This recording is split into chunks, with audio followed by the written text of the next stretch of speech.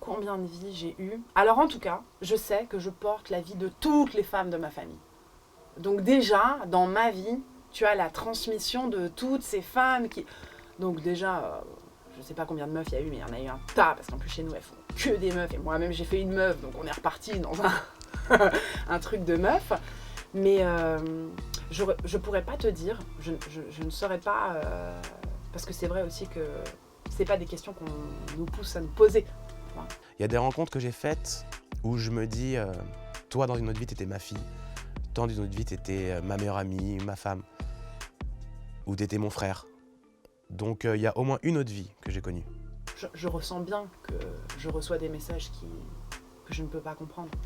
Et donc forcément, si je les reçois, c'est que ça concerne quelque chose que j'ai vécu, tu vois, que je porte en moi, mais je ne peux pas les comprendre.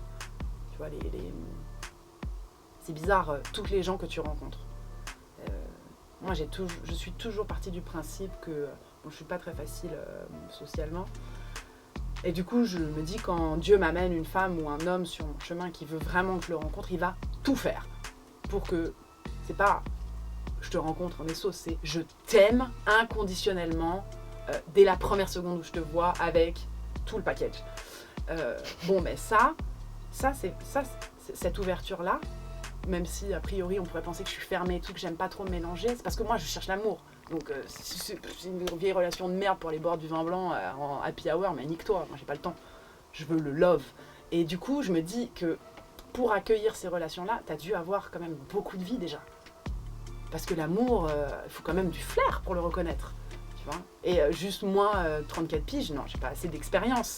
J'ai pas vu assez de choses. Donc j'imagine pas mal de vie, mais je ne pourrais pas dire combien. Il y a des choses qu'on n'explique pas parfois sur un attrait qu'on a par rapport à quelque chose. Moi, je pense que c'est l'Angleterre. Il y a un truc avec cette culture où je suis totalement moi-même. La langue qui a été hyper naturelle pour moi. Personne ne l'explique vraiment. Ouais, il y a eu une autre vie, un moment au Royaume-Uni, c'est sûr. Ça, voilà, c'est ce que je pense. Après, il y en a peut-être eu d'autres, mais je n'ai peut-être pas été assez réceptif pour mettre le doigt dessus. Moi, j'aurais dit 7, mais je sais pas. Putain, c'est chelou, frère. Parce que tu m'as posé la question et j'ai senti comme si c'est la première chose qui est venue, en fait. Et ça m'a secoué, en fait. C'est intéressant. C'est comme si c'est pas moi qui parlais, en fait. Tu m'as posé une question et c'est comme si je t'ai répondu, mais c'est pas moi qui ai parlé, tu vois. C'est ça qui est bizarre. Parce que j'ai le sentiment d'être très souvent en conflit avec moi-même en termes de rationnel et pas rationnel. Parce que j'ai quand même une formation assez scientifique à la base. Et quand j'arrive pas à expliquer quelque chose, parfois ça me perturbe, on dirait. J'y réfléchissais il y a quelques jours avec un pote qui m'a raconté une expérience. En fait, quand il était gamin, quand il se couchait le soir, il voyait un homme avec un grand chapeau qui venait lui rendre visite dans sa chambre. Il avait très peur, il se cachait sous les couvertures. Et il a appris plus tard qu'il avait vécu à Salem et qu'il avait été sorcière. Et du coup, c'est vrai que je réfléchis à tout ça en ce moment. Et je ne peux pas te dire quelle vie. En tout cas, je sais qu'il y en a eu. Je le ressens parce que parfois, tu rencontres les personnes, tu sens qu'il y a une connexion qui se fait tout de suite. Et ce qui peut être assez perturbant parce que tu peux te poser des questions, tu te dis qu'est-ce qui se passe en fait? Est-ce que c'est un rapport avec les âmes sœurs? Est-ce que c'est une relation amoureuse qui est en train de se mettre en place? Mais non, pas forcément. C'est des gens que tu as peut-être croisés dans d'autres vies. Et voilà, il faut être attentif à tout ça et à ces signes.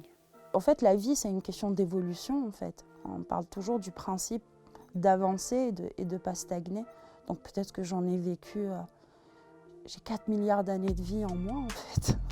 C'est énorme. Enchantée, mère nature, tu vois. Parce que justement, on est à son image.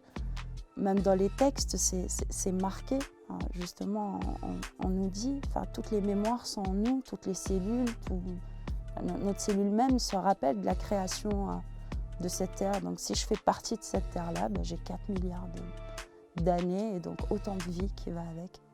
Quand j'ai entendu ça, quand j'ai lu des articles sur le sujet, c'était des articles assez pointilleux, poussés. Là, on parle vraiment science, quoi. C'est pas des gens qui extrapolent. Et en fait, ça me paraissait tout à fait logique. Et c'est comme si je le savais déjà et que j'attendais juste une espèce de confirmation de personnes peut-être qui ont fait des grandes études et tout, qui sont là pour nous dire « Ah, mais en fait, dans l'absolu, vous n'êtes pas complètement tarés, vous le saviez. La Terre, c'est ça, et l'humain, c'est ça, et on est tous interconnectés. » Et moi, dans tout ça, je trouvais ça, je le savais. Et je suis intimement persuadée que tout le monde le sait. Après, le but du jeu, c'est est-ce que tu as envie de t'en rappeler ou non? Aucune idée. Aucune idée. J'en sais rien. Je t'avouerai que ça me rend curieuse de plus en plus. De savoir... Déjà, de savoir si je crois au fait que j'ai eu d'autres vies avant. Déjà. Ça, je m'interroge là-dessus.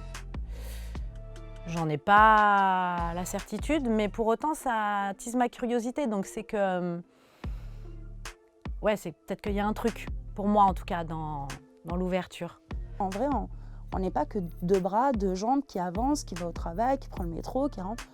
Il y a toute une entité autour de nous, il y a tout un truc interconnecté.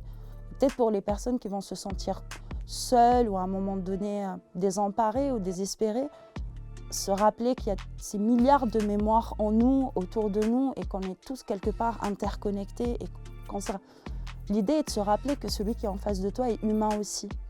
Et que ce qu'il vit, tu l'as peut-être vécu ou peut-être t'es amené à le vivre.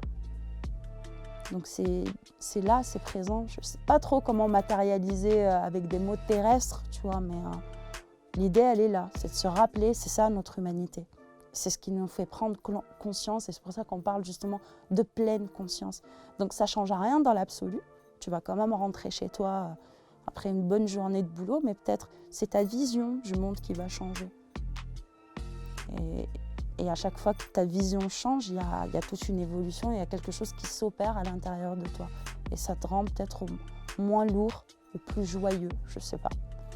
Enfin, moi, en tous les cas, c'est ça. Ça n'a rien changé de concret, mais ça me rend peut-être plus confiante, moins seule. Quand je regarde un arbre, c'est comme si je regardais un humain ou inversement. Oui, ça nous aide à voir la beauté un peu partout. Tu vois, voilà, c'est ça.